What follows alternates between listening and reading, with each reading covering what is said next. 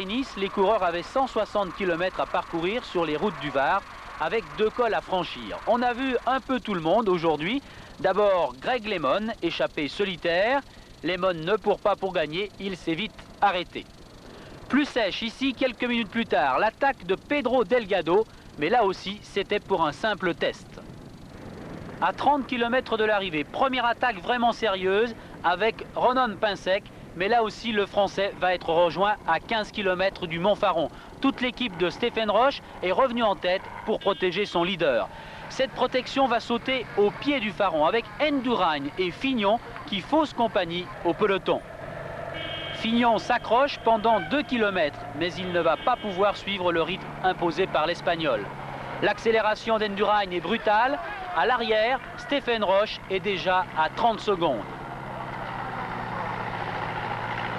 Ndurain continue son festival. Il est en train de devenir un spécialiste du Faron. Il avait déjà fini 2e l'année dernière, au-dessus de Toulon. Fignon, derrière, est toujours 2e. Il va réussir à conserver cette position jusqu'au sommet en concédant 34 secondes. Éric Boyer prend la 3e place.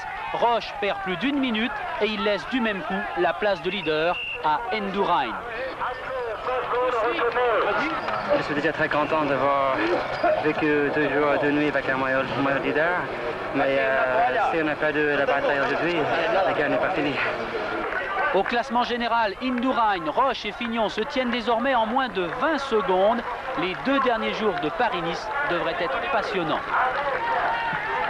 Patinage artistique et du maillot blanc de leader, vous le voyez ici arriver. Ndurain, c'est le vainqueur de l'an passé de Paris-Nice. Sur les hauteurs de Toulon, il a pris 34 secondes à Fignon. Éric Boyer est 3e. Fignon qui arrive maintenant. Voilà, sur cette image de Fignon.